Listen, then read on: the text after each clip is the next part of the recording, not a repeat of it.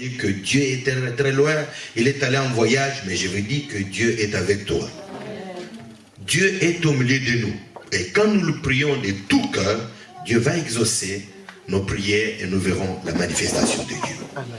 La manifestation, en principe, c'est l'action que Dieu va porter à notre égard, à travers nos prières. Donc, écoutez, cette femme a beaucoup souffert, mais Dieu l'a visitée au travers de la prière. Vous devez aimer la prière. La prière, c'est une arme très puissante. Combattre, de détruire les ennemis. Capable de combattre le diable, le terrasser. Écoutez, nous avons un seul ennemi qui est principal, c'est le diable. Le diable ne peut pas vous voir être content.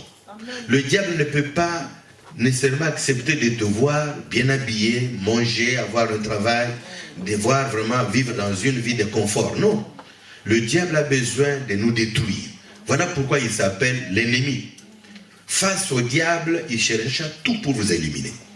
Mais heureusement, Dieu est vivant parce qu'il nous garde, il donne la vie au travers de Jésus-Christ notre Seigneur qui a accepté de donner sa vie pour sauver l'humanité tout entière. Mon problème c'est quoi mes frères? Je voudrais, toi qui es déjà découragé dans la prière, toi qui es fatigué, qui n'as plus de force pour prier, je te dis, il y a encore de l'espoir. Amen.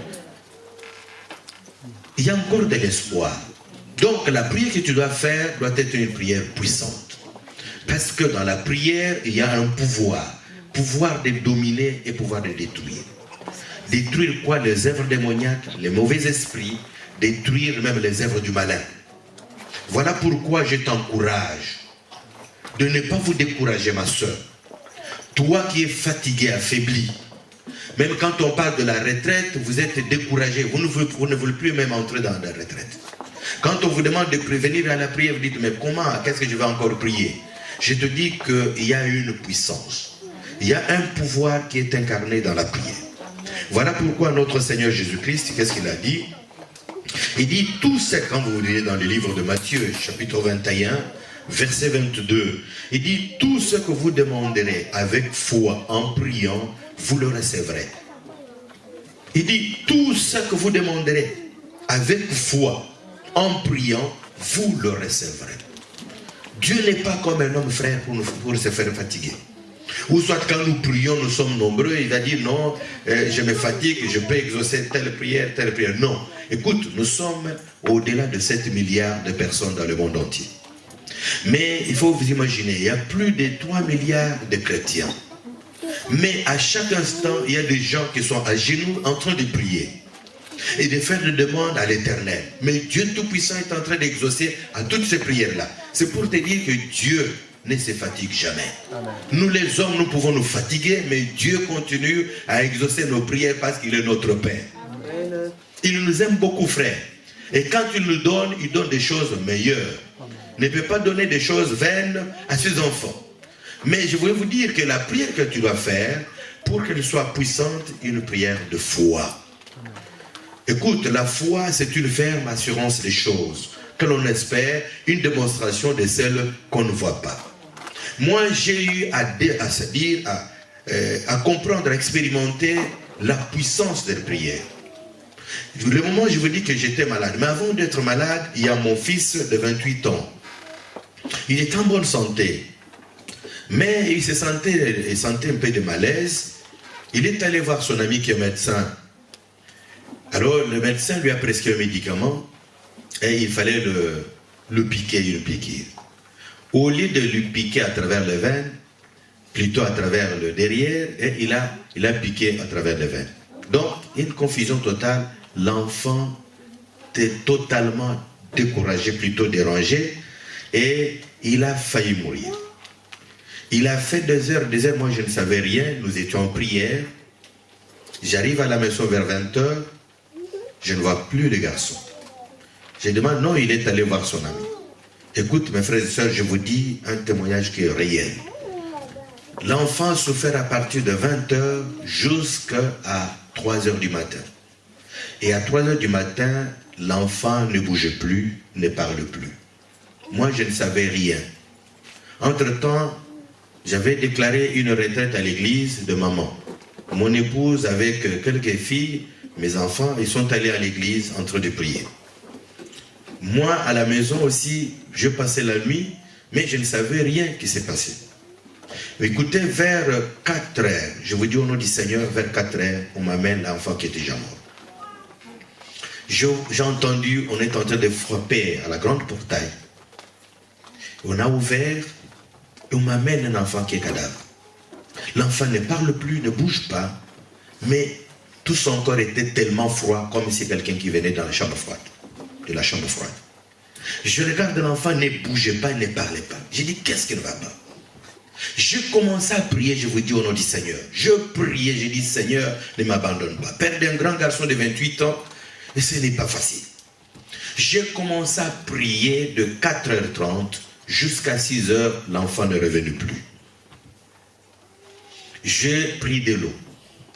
Je commençais à prier de l'eau. J'ai dit, Seigneur, cette eau va te transformer en ton sang. Et j'ai commencé à laver le visage de l'enfant. L'enfant ne bougeait pas. Et j'ai dit, tu ne mourras pas. Même si tu es mort, mais tu dois revenir à la vie. Parce qu'il y a quelqu'un qui a accepté de mourir à ta place. Jésus ne nous abandonnera jamais. Tu étais mort de l'autre côté, mais comme tu es entré dans ma maison, tu ne mourras plus. Tu dois rentrer. Je parlais à l'enfant.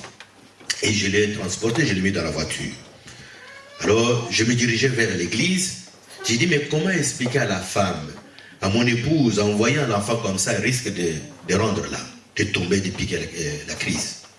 Je vis une soeur qui est aussi médecin, je dis, elle est entrée dans la voiture. Quand elle rentre, il avait l'enfant méconnaissable. Et comme il est médecin, il a dit, l'enfant n'est plus.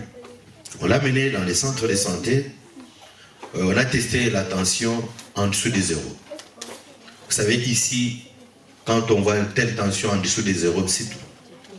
Même si c'est 0, c'est-à-dire l'enfant ne plus. Et quand tu l'as vu sur le plan médical, il m'a regardé, je lui ai dit, faites ton travail, moi je fais aussi le mien. Le mien, c'était en train de prier pour l'enfant. Il est sorti. Ils sont réunis avec beaucoup de médecins, quelques médecins, au nombre de 5 ou 5. Et en regardant, mais comment me dire maintenant que l'enfant est déjà mort? Alors, moi, j'ai resté devant mon enfant, parce qu'on l'a étalé là-bas. Moi, j'ai saisi sa tête. J'ai dit, mon fils, Jérémie, tu es serviteur de Dieu. Tu sers le Seigneur au service d'intendance. Maintenant, toi, tu veux mourir. Mais qui va te remplacer au service d'intendance? Et des fois, tu assures la sécurité du pasteur. Mais qui fera ce travail parce que tu n'es plus? Mais moi, je te dis, là où tu pars, ce n'est pas ton endroit, tu dois rentrer. Et quand j'ai dit cela, j'ai giflé. J'ai dit, au nom de Jésus, tu dois recevoir la vie. Tu dois recevoir la vie. Je vous dis, mes frères et sœurs, c'est que vrai, l'enfant a ouvert les yeux. Et quand tu l'as ouvert les yeux, je l'appelle, ne réponds pas. J'ai dit, comme tu as ouvert les yeux, la vie est en toi. Jésus est en toi, tu dois parler au nom de Jésus. Je commence à prier, j'ai dit, Seigneur, je voudrais vivre ta présence en ces lieux. Il faudrait que ces gens ici, le médecin, croient que tu es un Dieu qui existe, qui est un Dieu tout-puissant. Et que tu es capable de faire des choses qui dépassent l'entendement humain. Amen, amen, amen. Et quand je commence à prier, mes frères, je vous dis au nom du Seigneur, l'enfant a parlé. Il a dit, papa, j'ai dit, tu ne mourras plus. Au nom de Jésus, la tension qui était en dessous des 0 doit remonter au nom de Jésus. J'ai appelé le médecin, quand il a testé la tension est montée à 2. Mais il dit, vous savez, à 2, c'est une phase de réanimation. J'ai dit, vous devez faire votre travail. Moi-même, en tant que pasteur, son père, je suis là. Je ne me déplace plus.